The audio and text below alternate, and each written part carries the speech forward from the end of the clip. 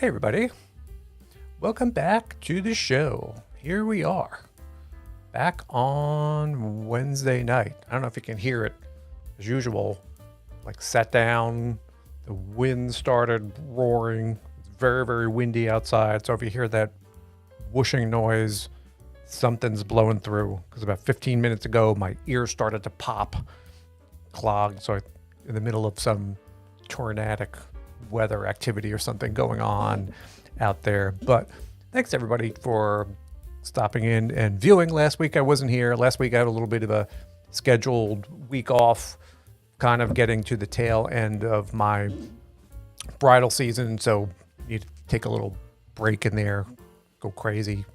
Because this is like peak season. I think I have last week took up some yard work, stuff around the house, had plumbers have to come, got stuff needs fixed around here, so trying to get some of that stuff finished, working on projects, because don't want to get bridal albums out late.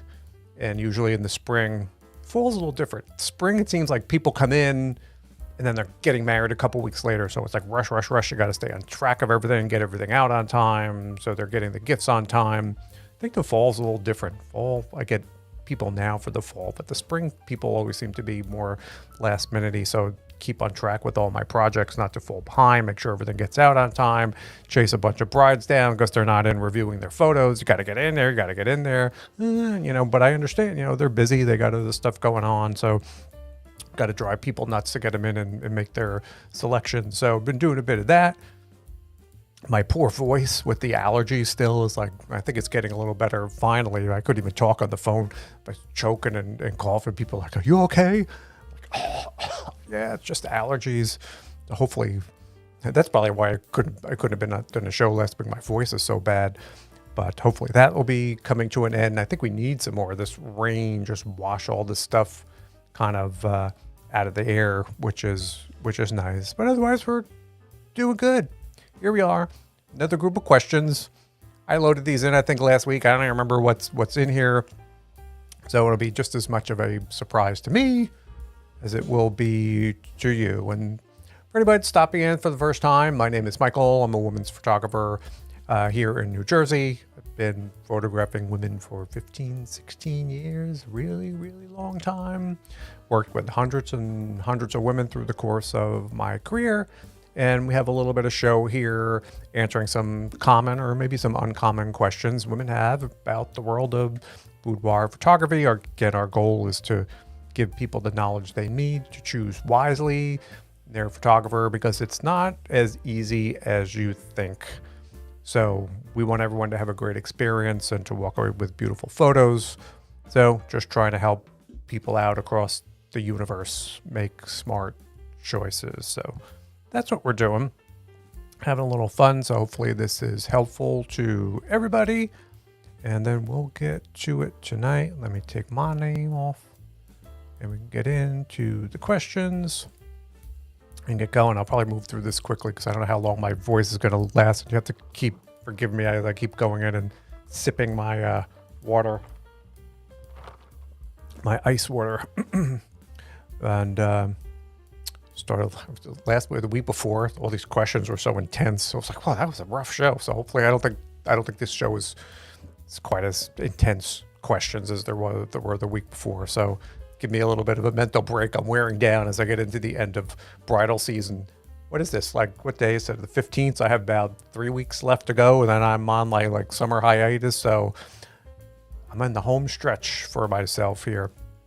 So we'll keep this one a little easier, I hope, tonight. But the first question is very simple, and yet I still hear this, or people ask this question, and is, what is the purpose of bridal boudoir photos? It's still a mystery to some people, but this is a very easy one. It has a very simple answer, and really it's a gift.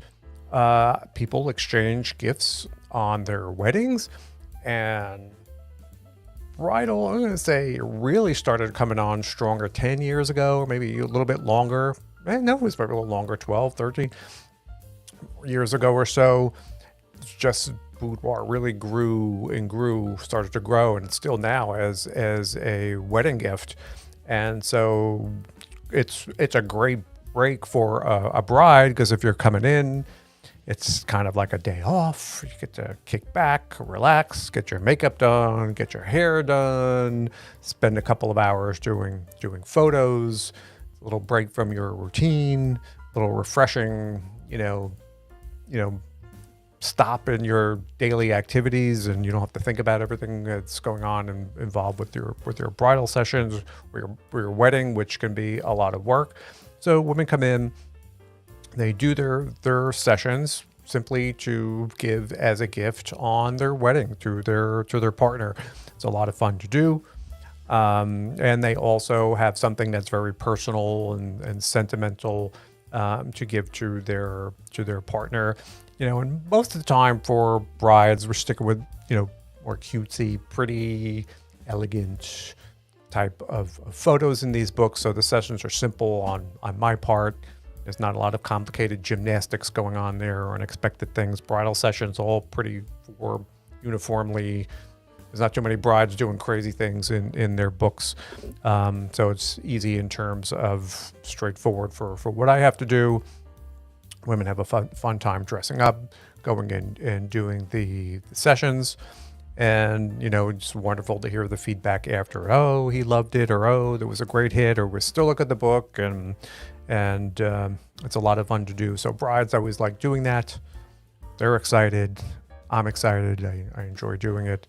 So that's the purpose of bridal boudoir photos, is a fun gift. So thanks for sending that in. And we'll get on as my voice is holding up here. Oh, yeah.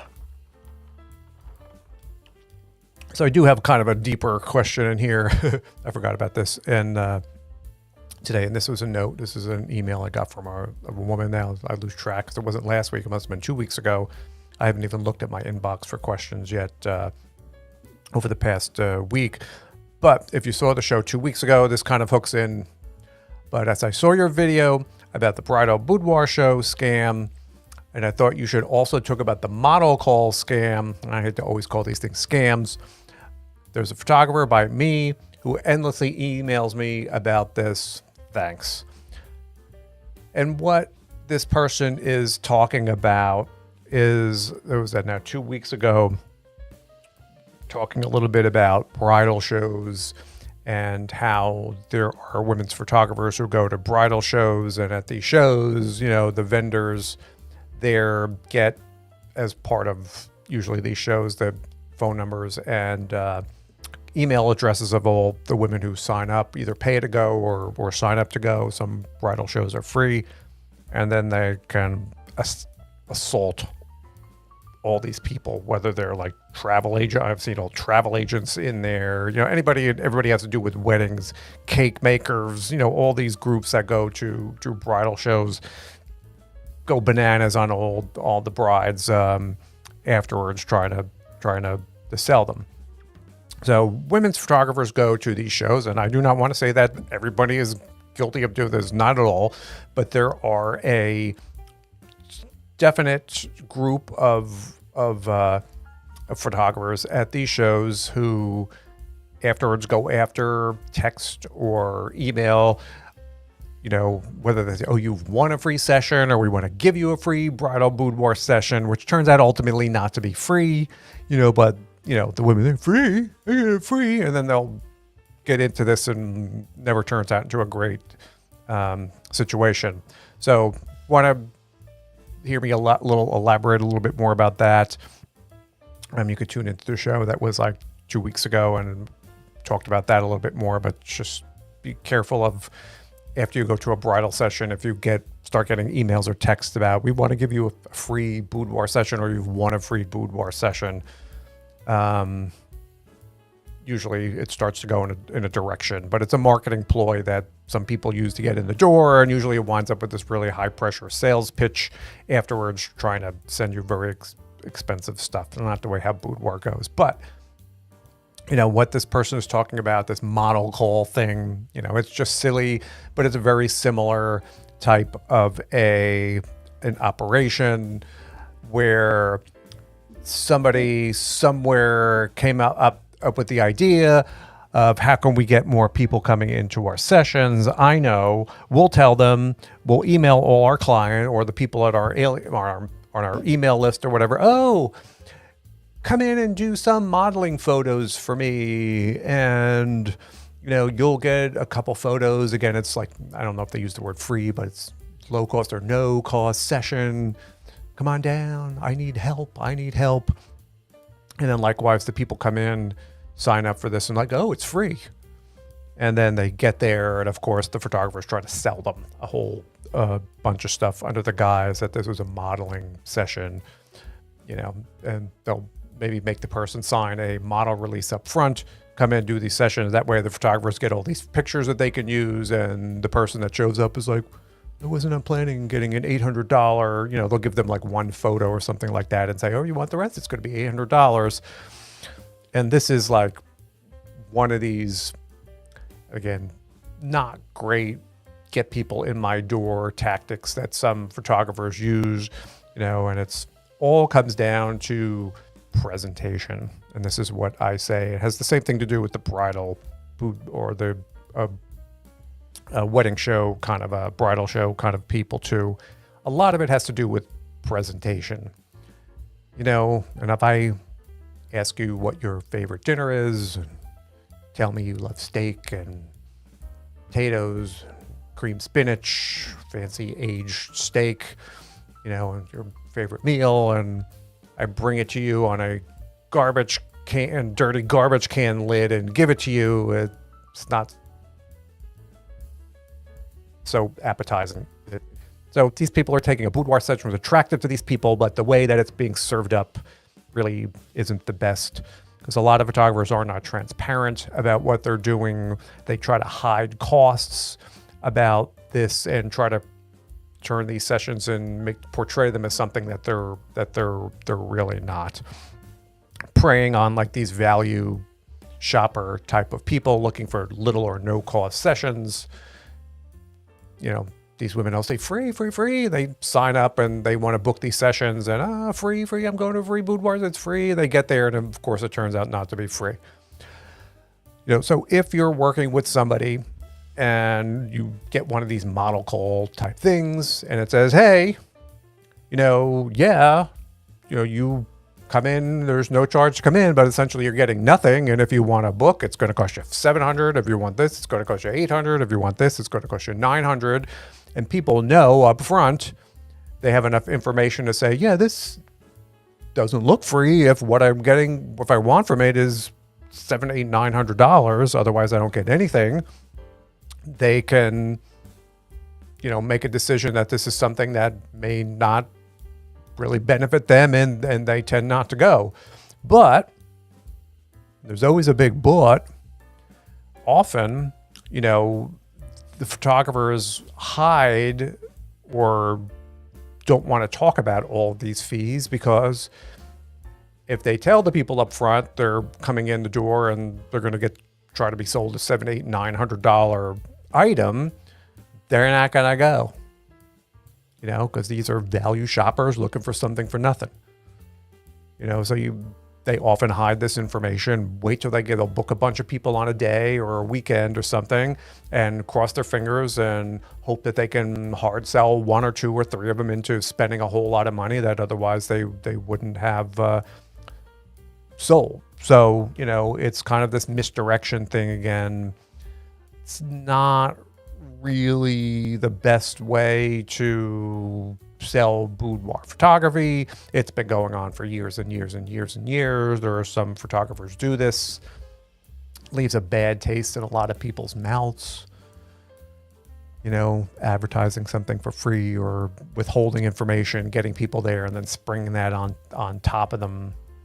Now I know people who, I've done this too. I've had like client appreciation sessions where I've taken all my people, and I genuinely enjoy, and this is people I've already worked with, I've met, I haven't seen in a long time, or I'd like to see again. And I've had, client appreciation things where it's come on down, nice a half an hour session, whatever it is. We'll take some photos. It's on me. I'll give you a few and I'll put in there, hey, if you want to get something, it all goes up front so people know what but hey, there's no obligation. Be great to see you coming down.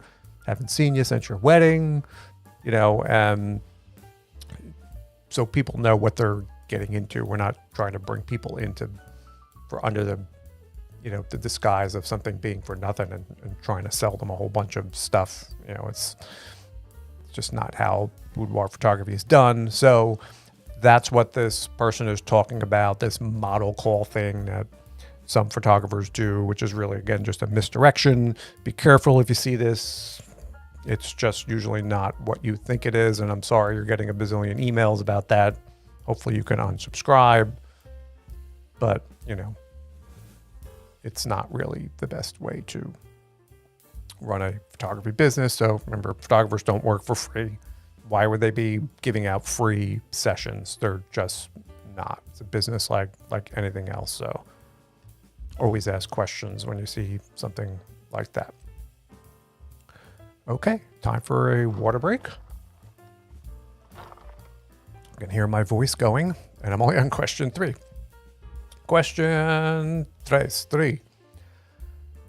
Oh yeah, remember, this one too is more of a serious question. As I went into my session, I was expecting it to be fun and uplifting, because everybody talks about how when you leave your boudoir session, you're walking on air and you're feeling good, but I felt worse.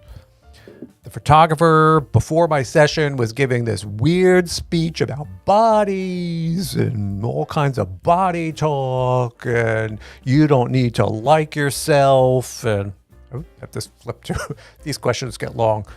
Part B, and how the photographer was going to fix me. And I remember this was exactly what happened. The person was paraphrasing this. But ultimately, she said it was not a hype conversation to get somebody ready to go into a session. Actually, it made her feel very strange going in and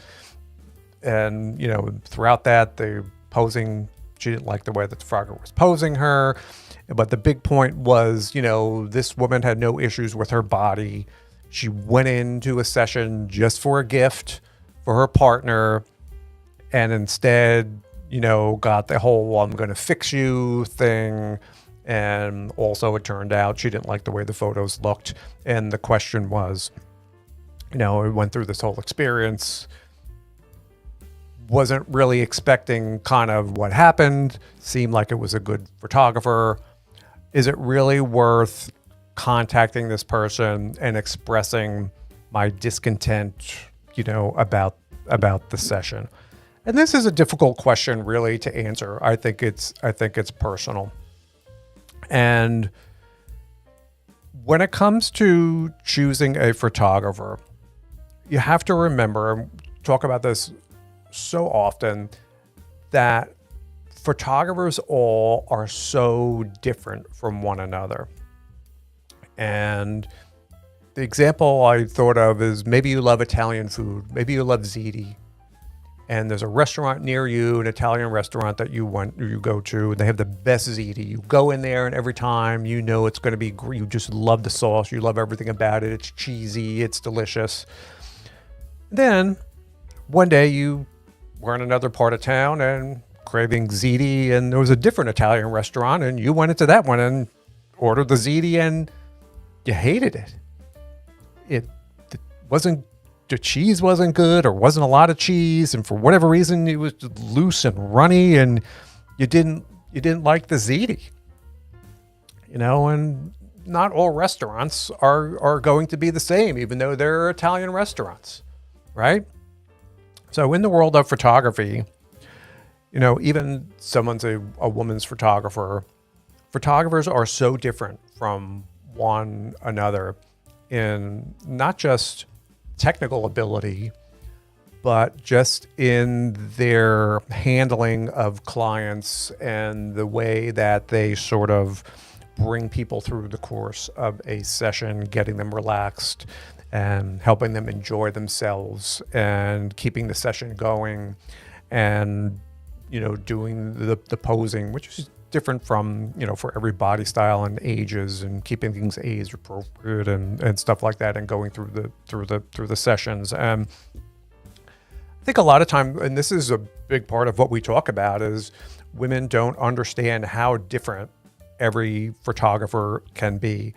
And just because someone calls themselves a pro means nothing. And again, we'll keep going back to this restaurants. I always talk about kitchen nightmares, and it doesn't sound like this is a kitchen nightmare situation. It just turned out she didn't like the ziti. Just, something about it. It was too much oregano. It was too much. I didn't like that much oregano in my ziti. You just chalk it up to a bad experience and just not go back to that place, right? But in photography, it's a little different, because sometimes people could be spending hundreds and hundreds or $1,000 or more to go in for a session. So when they go in and it doesn't quite go the way that they expected or something, it leaves a little bit of a stronger, feeling than if they were just spending $12 for a ziti dinner. Probably costs more than that now, or something like that.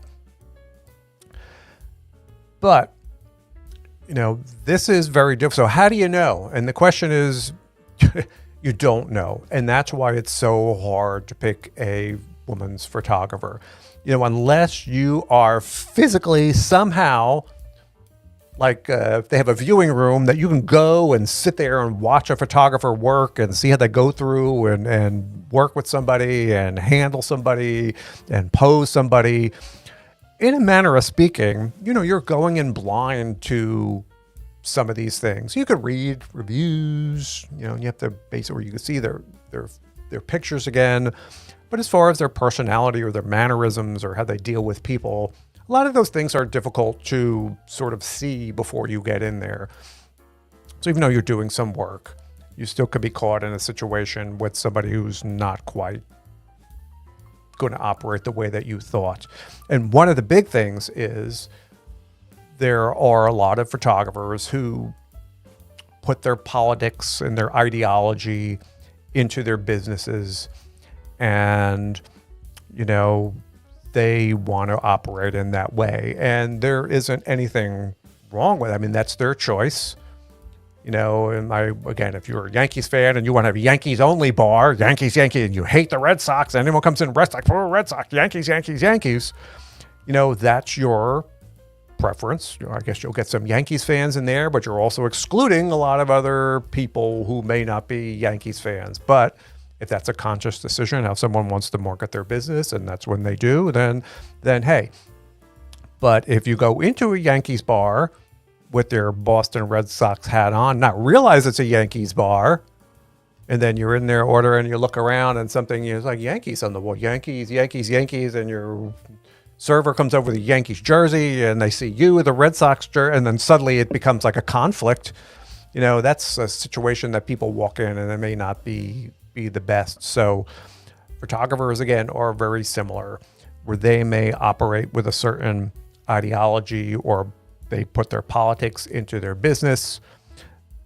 I don't want to say a big chunk, but is a big part of women's photographers operate with this "I will fix you" sort of mindset. This broken women marketing thing that they do, where the assumption is, life is unfair, everything's unfair, women are all broken, blah, blah, blah. And the photographer is there to heal everybody. They have no professional psychological training. They have no, any kind of training whatsoever, but they are there. That's the role they've assumed. They're not just there to take pictures to give a gift. They are there to heal you. And it isn't necessarily that these photographers are ill-intentioned. They think they are doing helpful work or helping people. But if you will come into that situation just looking for a wedding gift, and you get an earful of talk like that about bodies and how you should feel, and you're just not in that mental space of that's what's going to happen, that can really, start the session off poorly. And then the other things sound like added on and really build up along the course of the session to to really make it not a great experience. So how do you keep this from happening? Like I said, you have to do the work. If you are looking just for a gift, if you don't need therapy, if you feel fine about the way that you are, which I think is a big portion of women coming in to do boudoir, you know, I think a little bit what can help is to try to read the copy on a photographer's website. And if you see text about healing and stuff like that, and, you know, that may be an indication of what you're getting in for. What I would do too, if this is something really you don't want to get involved in, talk to your photographer, have a consultation, and listen to what they say, how their sessions work. And they may just come at it and say, you know, I know I'm healing and fixing and uplifting. And, you know, and if you start to hear that kind of talk, you know, it may not be the thing for you. And what gets awkward, I think, for some women is to ask. You know, they might be saying, I just want to come in for a gift. I really don't need a spiritual Sherpa. You know, but you may be walking into the Yankees bar as a Red Sox fan. And if you're going into the Yankees bar, you're going to get Yankees, Yankees, Yankees. So you need to maybe look for a bar that's not affiliated with any particular group, which again can get tricky. So it may take a little bit more work to find a political free zone or a, you know, you can go in and just to get a gift. As far as the posing part of it goes, you would think that by looking at a photographer's gallery, you may be able to gain a little bit of insight about the kind of work that you're going to see in your session. And what's a little confusing there too is you would think you would have looked at the galleries and, oh, I like this picture, I like this picture, I like the style, and you may get a sense of from the posing that you see, and you would expect something similar. So I don't know whether you saw good pictures and it just turned out bad. Maybe the photographer was having a bad day. I don't know. But this again is just part of the complexity involved in choosing a photographer and why it takes so much talk and so much back and forth. Going in without a lot of questions, you can be, you know, can wind up with some unhappy clients and so forth. So, you know, pay attention to the photos that you see. Otherwise, it kind of gets difficult, you know, because all photographers are going to say, I'm an expert poser. I know how to pose and pose, you know, until you actually get there and they take command and walk you through. That's another tricky one to really know, unless you're sitting in on a session and watching somebody do what they're doing. But this is the reality of working with some women's photographers and women going into a session, getting, you know, winding up at a Yankee bar when they're a Red Sox fan. And then what are you going to do after you've paid your money? So it's difficult. It's a difficult thing. And I feel bad when that happens. Is that photographer going to change when you go in? See, it depends how many Yankees fans are going to that bar. Maybe they work with quite a few people who want that kind of a spiritual Sherpa-ing. And you're the one who went in there not expecting that. And maybe, you know, so that's why this gets difficult. Just keep an eye on any kind of text talking about fixing and stuff like that on the website. If you don't see anything like that, talk to the person further, find out their philosophy and how they work. And I would ask him, do you think all women are broken? You know, that's probably cut right to the chase there. And ask a lot of questions. Look at the posing, have a few conversations with the person. I don't think there's a lot of photographers that are going to let you come in and watch. See, that's what's difficult, to see how somebody works. So it gets tricky. And, you know, sometimes you get the restaurant with the good ziti and it's a good experience. I think once in a while when you don't do your work, you're just going to get the too much oregano and, it's just like anything else. I think sometimes it's unfortunate you wind up in a situation where you were not the best match for the photographer, and that's just how it's going to go. Sorry you had such a not a great experience. You certainly can have a discussion with them and say, hey, I wasn't expecting that kind of a talk before I went in there. Maybe I'm not alone. I just went in for a fun gift. I didn't need a discussion about how I should feel about my body. And, maybe they'll give you a reshoot or something. Who knows? It's worth a shot. Let me know what happens. I'm curious. And on to the next question here. Number 4. This again is an interesting question too. Why are most boudoir photographers women?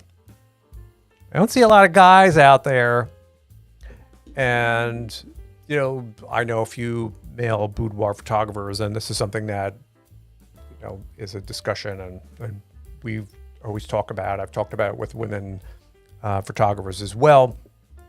And I think it's an interesting question. And what you'll see, and the way I've always thought of it is, and my brain is in allergy mode, so I'm sure I'm going to miss a few points here. But if you look at the world of so-called model photography, I don't know if that's as popular now as it was 10 or more years ago, where you'd have guys who would take modeling photos of like local girls, or I don't know what kind of models. I don't know what these guys everything had to do with models, but these were all men. They'd go on like these model mayhem sites, get these young neighborhood women to come over to their basements and take these modeling photos of them. And I don't know what these girls did with them at the time. This is all well before iPhones and people were, able to take good photos of themselves. I think that's a business that's gone in decline. But these were men taking photos of women, predominantly men. It's probably 99% men, 98% men. And then you get into the world of boudoir photography, which is probably 95% women taking photos of women.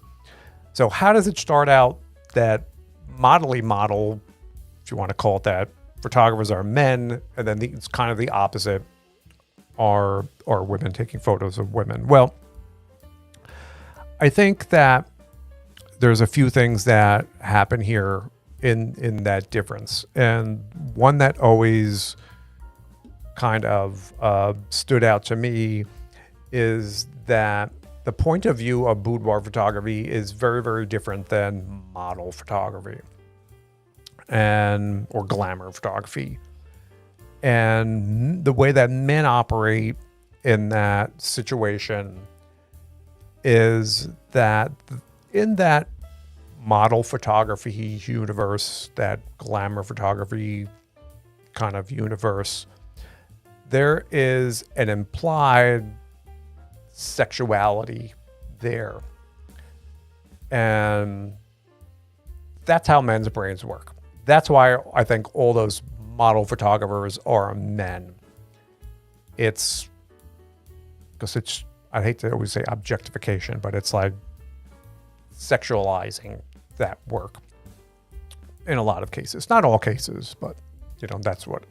When you get into women's photography and boudoir photography, it's more about beauty, softness, and making things pretty in boudoir photography.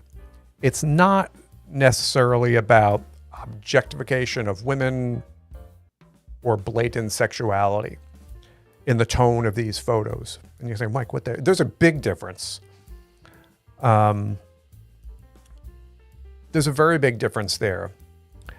And men, I think, have a very difficult time flipping that switch in their brain to operate in a different way.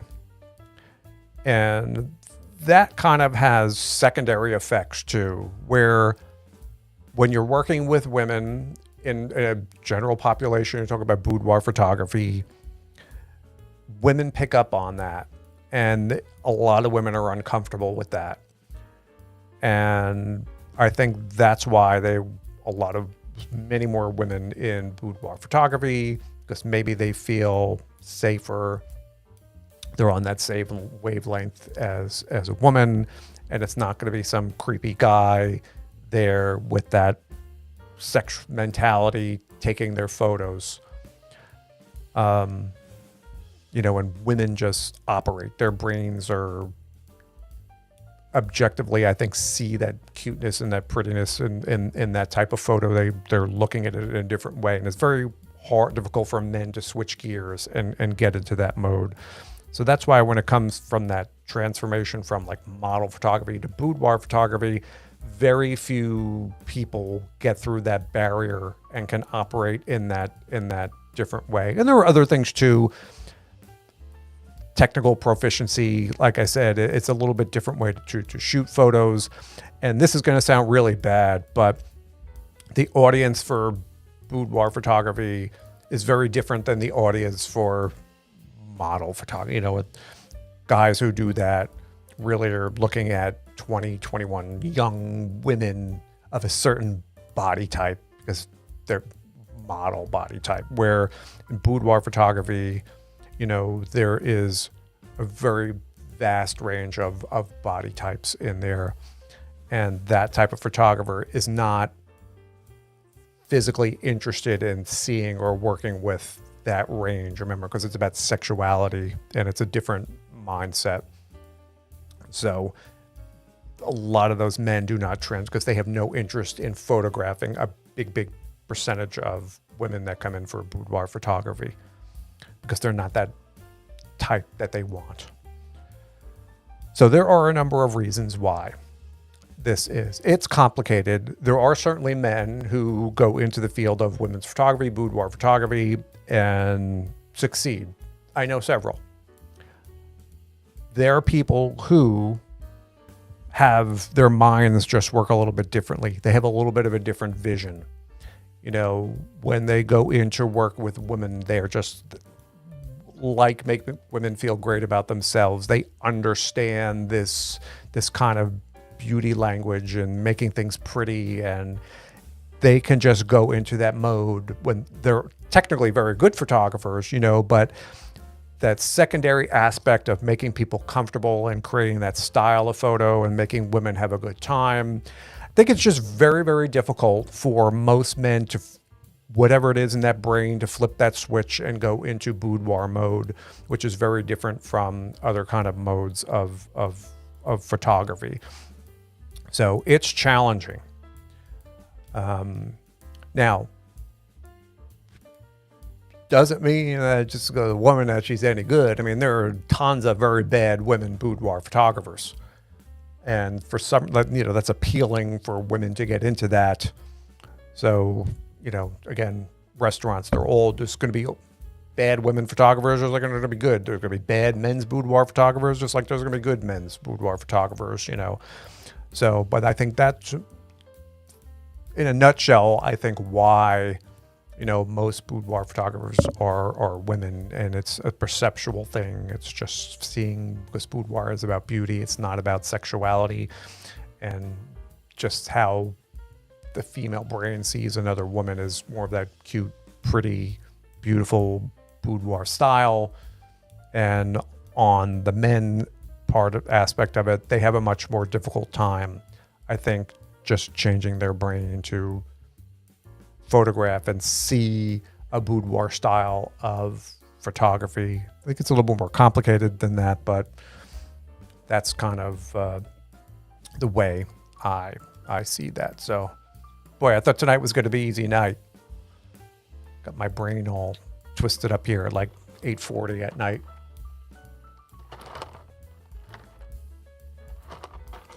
I don't think I have too many more ringers in here, but that's okay. It's fun, and it's an important question to answer. I don't mind. I could talk for a long time answering these questions, but thanks for sending that one in. And then we're on to the next one. What can typically happen if I need to reschedule my boudoir session? Will I get charged? Well, I think this is a function of your photographer. I don't think there's going to be one standard answer here. I think this is a function of who your photographer is. And I think it's also a function of how soon or how much time you give before you need to reschedule your session. If your session is in November and now it's May, and suddenly you find out, oh, I scheduled my boudoir shoot and I have a friend's wedding that weekend and I'm not going to be around, your photographer is probably going to change the date because there's plenty of time there, wiggle room a couple months out. If you call your photographer and today's a Wednesday and Saturday, like, oh yeah, I can't go, I forgot I had a wedding this Saturday, I think the situation may be a little bit different because, they may have booked and paid for hair people or makeup people. They may have paid or reserved a location to work in, and with 2 or 3 days notice, there's this chain reaction. They're going to probably have to wind up to pay that makeup person because they could have taken another job on that day. They're going to probably have to pay the hair person the same thing. Or if they back out, if they booked a hotel room or something with 3 days notice and they go to cancel, the hotel may still charge them because they could have booked that room to somebody else. So you might wind up being charged a lot or a bundle canceling your session 3 or 4 days out versus changing something 3 or 4 or 5 months out. So I think that's part of it. And then your photographer may have, policies on something like that as well. And it should be written in a contract, like a photo contract, and you may be forfeiting a session fee. Because you have to remember, in some photographers can be busy and you just not showing up or canceling a day, they could have booked another session on that day and they're out so they're not going to lose. I know I'm not going to lose. You cancel a session on me 2 days before, say you're not coming, guess what? Not my loss, it's your loss. I'm taking all that money. I could have booked somebody else on that open day and got somebody else in there. So I don't lose. So every photographer is going to approach that a little bit differently. Just if you're working with somebody, talk to the person. Short term, I'm sure there's going to be some penalty. Longer term, maybe not. If you're in the middle somewhere, probably depends on the situation. So that's the best I can tell you on that one, knowing what I know. We don't know any finer details. And do people still not show up? Yeah, once in a while. I don't know. Just happens. Thanks for sending that one in and moving right along. Get it in here. This one. Did I do this one already? Is this from last week? I think that was one that was in there. The tip. I think we talked about that last week. I may have just forgotten to take that one out. So I'm going to skip that one because I think we talked about that one already. And I think this is my last one. Yeah. All right. So this is another long one. This is a interesting question again, because today is more involved than I thought it was. I thought today was going to be like an easy night. But it's, hey, I'm psyched about my upcoming shoot, which is in the summer, 2024, this summer. And I was telling my friend all about it because I was excited.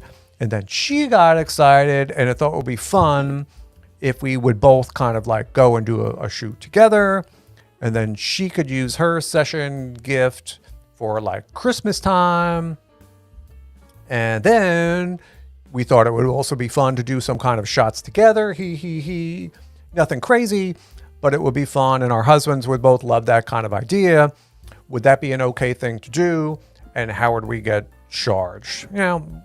Once again, this is really photographer dependent and you have to talk about this with your individual photographer. I'm just going to flip back to the first part of this question so I don't overlook anything.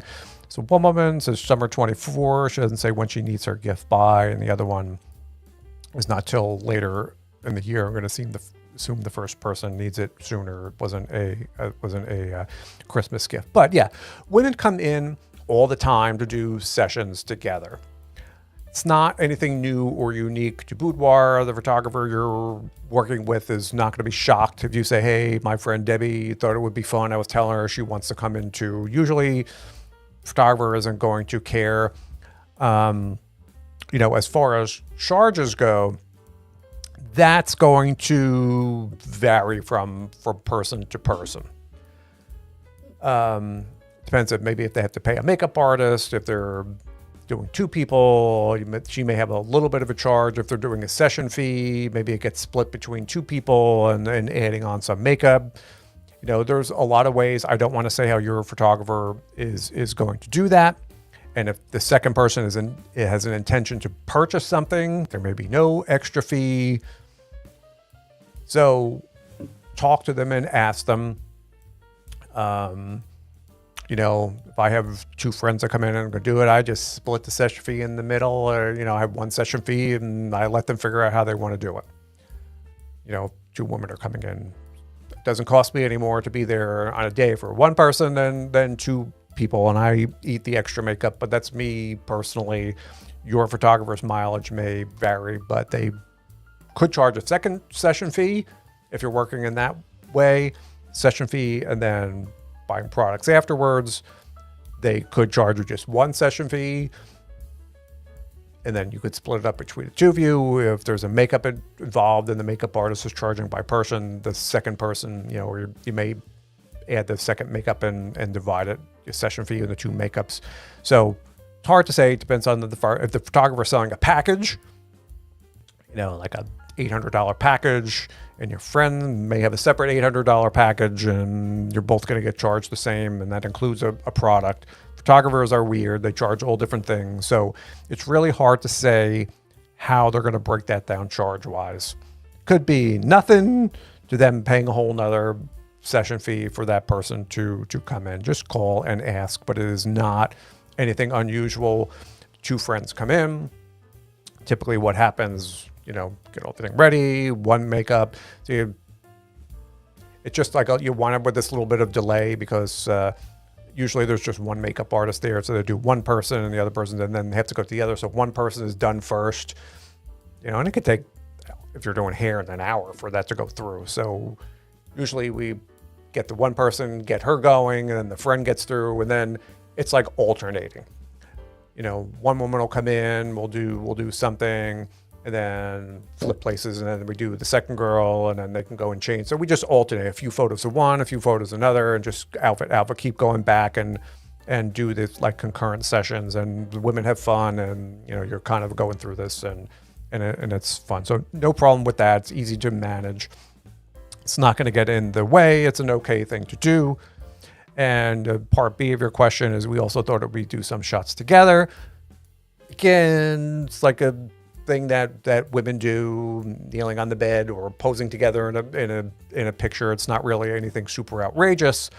If you mean being more, explicit type things, I would say definitely talk to the photographer about that if that is your intention. Just say, hey, we're kind of digging each other, and because not all photographers, again, or women's photographers are okay with super explicit type material. So if that's your intention, again, you don't want to go into this session and find out afterwards, she's like, no dice with that kind of thing. I'm about cute pictures and that's it. I don't want anything else.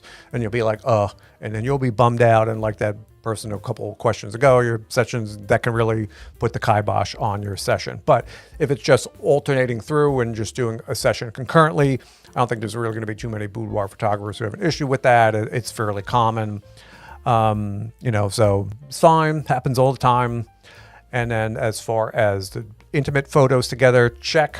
Some will, some won't want to do that. So if your intention is to do that, find a photographer who's okay with that. And then as far as charges go, that's very difficult to answer because photographers work in so many different ways. And that, again, is another question you're going to have to ask.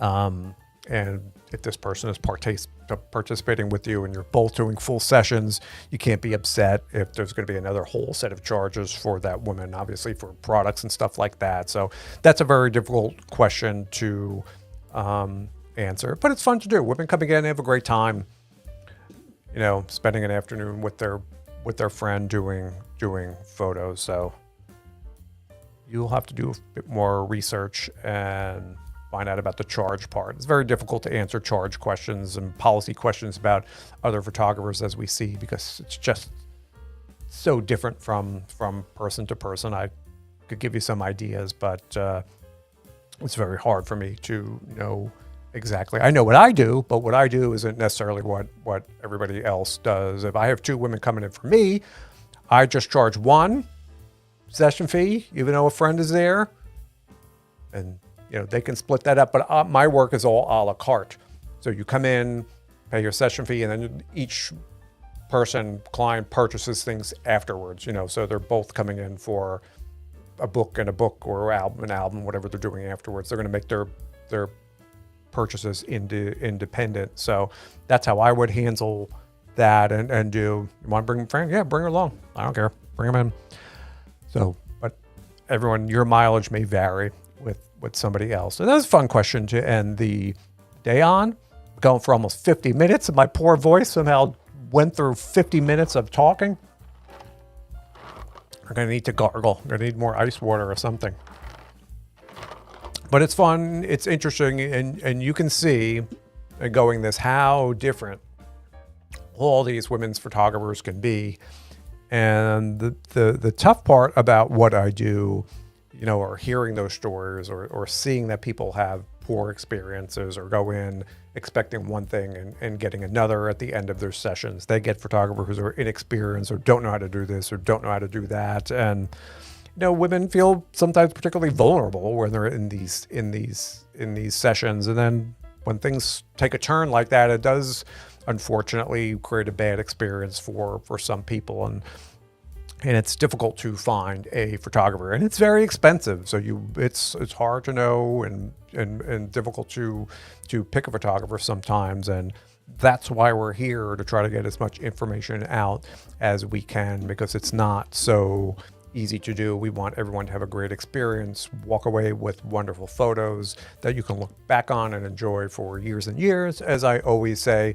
So any bit of information we can get out there, or I can get out there, that can make a difference is really great. So hope you enjoyed the show tonight. We had a great mix of questions in there and a lot of good information. And as usual, most of the questions are coming through my website, through my text or my chat box, or through email that I get. But if you have a question, you can always leave them on YouTube here as well. Just leave them down below under the videos and I will see them, although I haven't looked at YouTube comments, and I took last week off, so I got caught up on some comments, and we could put them in a future show. So I want to thank everybody for watching tonight. It's fun. Sounds like the wind died down. My voice is about to go, so I'm going to get some ice water.